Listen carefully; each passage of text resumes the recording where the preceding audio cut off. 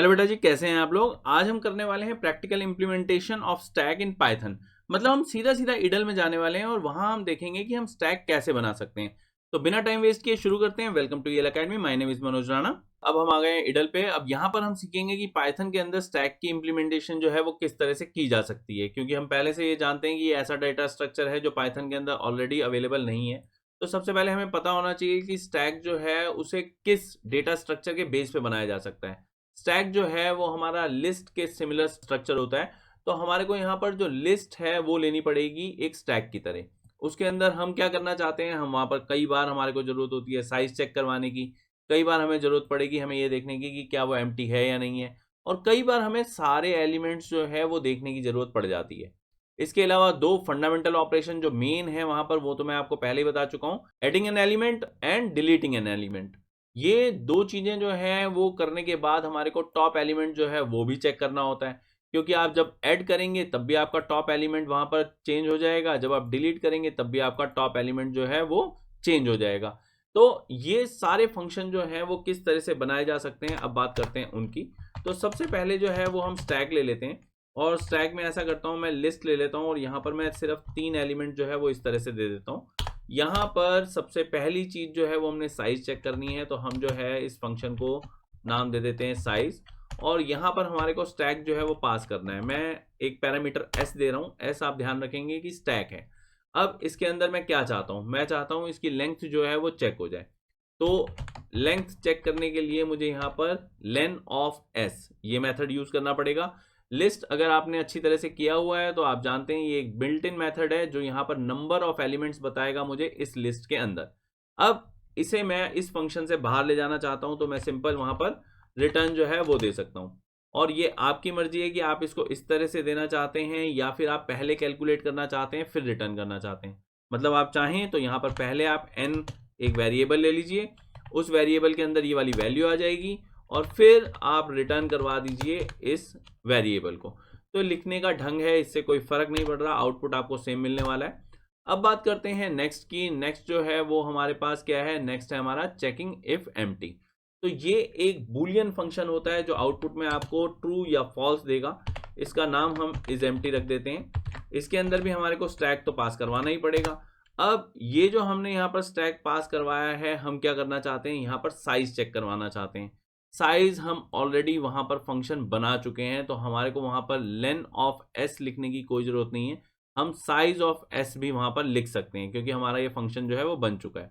तो यहां पर जो है वो हम ये अगर लिखें कि इफ जो भी हमारे पास साइज ऑफ एस है ये अगर मान लो 0 है, और ये आपकी चॉइस है, मैं पहले ही बता रहा हूं, यहाँ पर आप लेन ऑफ एस भी लिख सकते हैं। लेंथ ऑफ एस भी वही हमारे को साइज ही देने वाला है। ये जस्ट आपको इसलिए मैंने यहाँ पर दिया है ताकि आप आराम से चेक कर सकें कि हम किस तरह से हमारे जो यूजर डिफाइंड फंक्शंस होते हैं उनको हम यूज कर सकते हैं। अब यहाँ पर हम देखेंगे कि अगर ये 0 है तो हम यहाँ पर रिटर्न करवाएंगे ट्रू, और अगर ऐसा नहीं है तो ऑब्वियस है हमारे को एल्स जो है उसकी हेल्प लेनी पड़ेगी और ऐसे में हम रिटर्न करवाएंगे फॉल्स।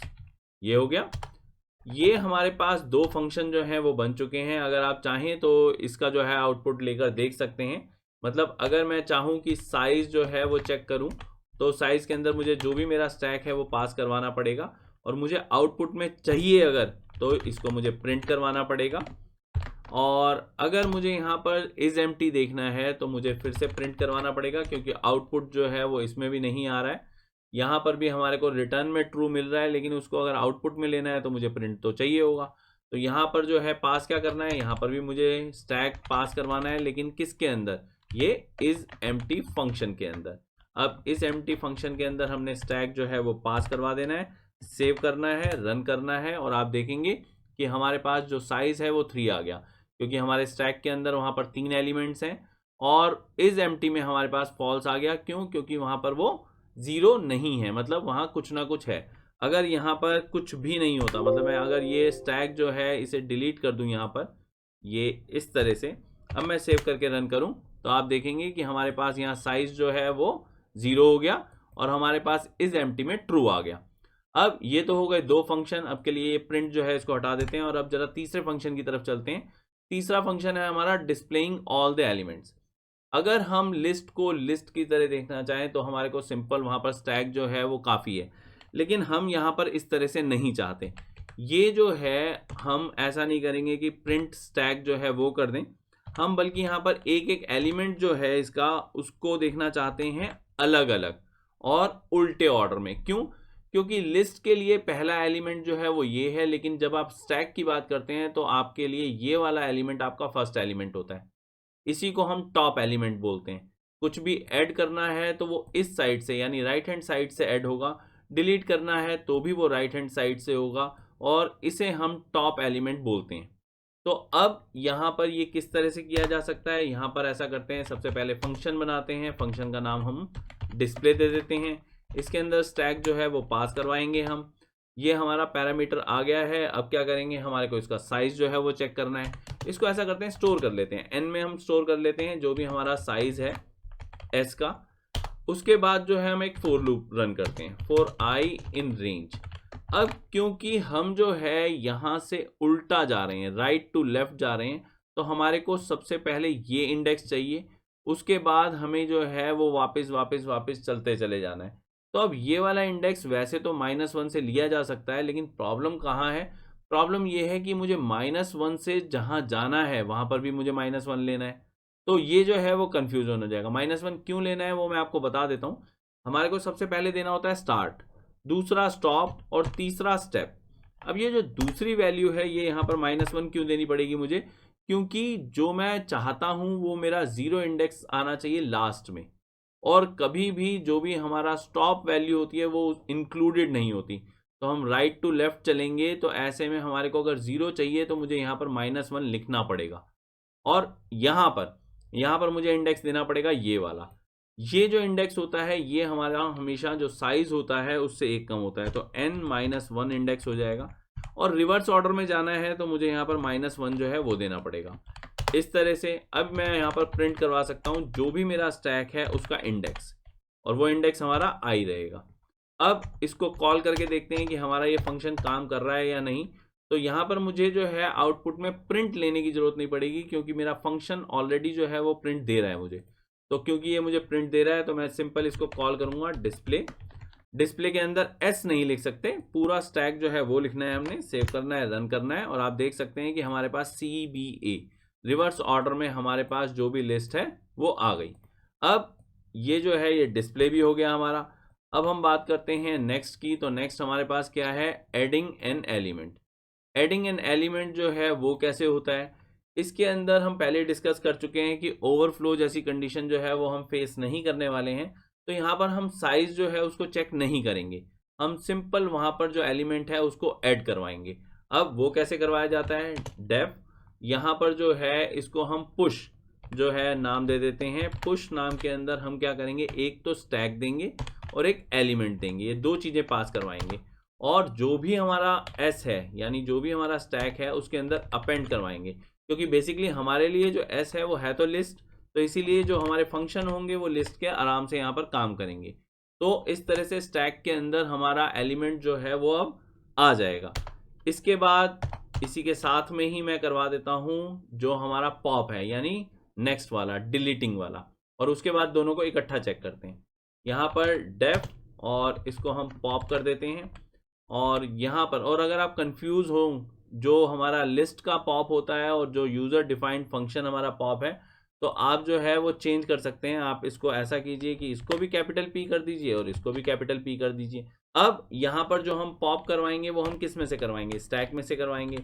अब यहाँ पर जो भी हमारा एलिमेंट है इसको हम ऐसा करते हैं E ले लेते हैं, और हमें टेंशन लेने की ज़रूरत नहीं है इस फंक्शन के साथ में, क्योंकि फंक्शंस के अंदर वेरिएबल जो होते हैं वो लोकल होते हैं, यानी इसका वेरिएबल आपके यहाँ पर कोई काम नहीं करने वाला। तो ई आपके लिए बिल्कुल एक फ्रेश वेरिएबल है। यहाँ पर ये आपका वेरिएबल है क्या, ये s.pop, ये हमारा एलिमेंट है। जो सबसे लास्ट वाला एलिमेंट है वो लिस्ट में से निकल जाएगा जब कभी भी हम इस वाले फंक्शन को कॉल करेंगे। अब ये जो है ये आपको यहाँ पर जो भी आपका एलिमेंट है ये अगर आपको वहाँ पर चाहिए तो ये आप रिटर्न करवा सकते हैं, और अगर नहीं आपको चाहिए तो आप सीधा सीधा इसको जो है यहाँ पर छोड़ सकते हैं। लेकिन प्रॉब्लम यहाँ पर क्या आएगी, यहाँ पर अंडरफ्लो वाली एक्सेप्शन आ सकती है। अब उससे कैसे बचें? तो हम ऐसा करते हैं कि अगर मान लो यहाँ पर ऐसा है कि जो हमारा साइज है, जो भी हमारा स्टैक है उसका साइज ऑलरेडी 0 है, और ये वाली जो चीज़ है ये आप चेक कर चुके हैं पहले। तो ये वाली चीज़ हमने कहाँ चेक करी है? ये चीज़ हमने इज एम्प्टी में चेक करी है। तो हम यहाँ पर जो है वो ये ना लिखकर सीधा सीधा यहाँ पर लिख सकते हैं इज एम्प्टी, और यहाँ पर हम स्टैक दे सकते हैं। तो ये बात वही रहेगी, मतलब वहाँ पर जो साइज है वो 0 है या नहीं है वो अगर हम चेक करना चाहते हैं तो ये हमारा वहाँ पर सिंटेक्स हो जाएगा एक तरह से। तो हमने कहा कि इफ इज एम्प्टी, मतलब हमारा स्टैक अगर वहाँ पर एम्प्टी है तो हम यहाँ पर प्रिंट करवा दें। प्रिंट में हम क्या चाहते हैं? हम यहाँ पर लिख देते हैं स्टैक इज एम्प्टी, और ऐसे में ऑब्वियस है कोई भी चीज़ जो है वो रिटर्न नहीं होगी, तो रिटर्न नन। अगर हम चाहते हैं कि हमारा एलिमेंट वहाँ पर निकले तो वो कब निकलेगा? वो निकलेगा अगर स्टैक में कुछ है तो, तब हम ऐसे में एलिमेंट जो है उसको पॉप करवाएंगे, और अगर आप चाहें तो यहाँ पर रिटर्न में ये वाला एलिमेंट जो है वो दे सकते हैं। तो ऐसे में पॉपिंग में आपको एक एलिमेंट जो है वो मिल जाएगा। अब ये जो है दोनों फंक्शन हमने जो पुश और पॉप किए हैं इनको जरा करके देखते हैं। यहाँ पर ऐसा करते हैं कि सबसे पहले जो हमारा पुश फंक्शन है, इस पुश फंक्शन के अंदर हम स्टैक दे देते हैं, और जो एलिमेंट है एलिमेंट हम ऐसा करते हैं एक नंबर दे देते हैं, यहाँ पर 100 दे देते हैं। तो ये हो गया। जब यहाँ पर हम पुश कर चुके होंगे तो यहाँ पर ज़रा डिस्प्ले जो है वो ले लेते हैं। डिस्प्ले के अंदर हम यहाँ पर स्टैक दे देंगे और सेव करके इसको रन करते हैं। तो आप देखेंगे कि हमारा जो एलिमेंट है वो टॉप पे आ गया, सबसे ऊपर जो है वो हमारा 100 आ गया, जो भी हमने यहाँ पर एलिमेंट दिया था। और स्टैक की एप्लीकेशन यही होती है कि कोई भी एलिमेंट आप देंगे तो वो टॉप पे आ जाएगा। अब ये हमारा 100 जो है वो टॉप पे आ चुका है। अगर ये 100 हमारा टॉप पे आ चुका है तो अब हम क्या करना चाहेंगे? अब अगर मान लो मैं इसको डिलीट करवाना चाहता हूँ, मैं इसमें से 100 जो है सबसे ऊपर वाला हटाना चाहता हूँ, तो मैं क्या करूँगा? तो मैं यहाँ पर पॉप करवाऊँगा। ये मैं इसको पॉप करवाता हूँ और जो भी मेरा स्टैक है वो मैं दे देता हूँ। अब यहाँ पर जो मेरा स्टैक है उसका नाम तो स्टैक ही है। अब ये मैंने दिया तो मुझे क्या मिला? मुझे रिटर्न में यहाँ पर एक एलिमेंट मिला। लेकिन अगर मैं ये वाला एलिमेंट प्रिंट करवाना चाहता हूँ तो इस तरह से वो प्रिंट होगा, और मैं सेव करके रन करता हूँ और आप देख सकते हैं कि हमारे पास पहले जो है वो ये चीज़ आई है, और उसके बाद ये 100 जो है ये हमारा पॉप होके आया है। और अब अगर मान लो हम यहाँ पर डिस्प्ले लें इसके बाद में, और ये मेरा स्टैक जो है वो दूं, और ऐसा करते हैं गैप के लिए हम यहाँ पर एक ब्लैंक लाइन ले लेते हैं ताकि आप कंफ्यूज ना हो। ये मैं सेव करता हूँ, रन करता हूँ, और आप देखेंगे कि जो हमारी यहाँ पर ब्लैंक लाइन के बाद है वो डिस्प्ले है। तो डिस्प्ले में हमारे पास ओरिजिनल एलिमेंट CBA आ गए। जो हमने वहाँ पर टॉप में एक एलिमेंट जो है उसे ऐड किया था वो हमने बाद में जो है यहाँ पर सब्ट्रैक्ट कर दिया जब हमने पॉप फंक्शन यूज़ किया। तो ये इस तरह से काम करते हैं हमारे पुश और पॉप। इसके बाद जो है हमारा फंक्शन होता है टॉप। तो जो भी हमारा टॉप एलिमेंट है इसको अगर मान लो हम देखना चाहते हैं तो वो कैसे देख सकते हैं? यहाँ पर जो है वो हम फंक्शन लेते हैं और नाम दे देते हैं इसका टॉप। टॉप के अंदर हम स्टैक जो है वो देंगे, और सिंपल अगर आप टॉप एलिमेंट जो है वो अपना निकालना चाहते हैं वहाँ से तो ऐसे में आप रिटर्न करवा दीजिए, और अगर आप सिर्फ प्रिंट करवाना चाहते हैं तो प्रिंट करवा दीजिए, ये आपकी मर्जी है। अगर मान लो हम यहाँ पर रिटर्न चाहते हैं तो रिटर्न में आएगा क्या? जो भी हम वहाँ पर स्टैक दे रहे हैं उसका -1 इंडेक्स, ये हमारे पास जो है वो रिटर्न में आ जाएगा। तो अब अगर मान लो मैं यही चीज़ आपको प्रिंट करवा के दिखाऊं, तो ये हमारा टॉप जो है वो मान लो मैं ले रहा हूँ और इसके अंदर मैं स्टैक जो है वो पास करता हूँ। तो सेव करते हैं, रन करते हैं, और आप देखेंगे कि सबसे ऊपर हमारा जो एलिमेंट है वो C है, तो हमारा वहाँ पर C जो है वो आउटपुट में आ गया। और इसी फंक्शन के साथ हमारी जो इम्प्लीमेंटेशन ऑफ स्टैक है वो कंप्लीट होती है। हमने सारे के सारे फंक्शंस जो भी स्टैक के अंदर हमारे को ज़रूरी होते हैं वो सारे के सारे बनाकर देख लिए हैं, आउटपुट में आपको दिखा चुका हूँ। तो बस बेटा जी इस वीडियो के लिए इतना ही, मिलते हैं नेक्स्ट वीडियो में। होपफुली आपको मेरा मेथड जो है वो पसंद आया हो। इन केस आया हो तो please like share and subscribe.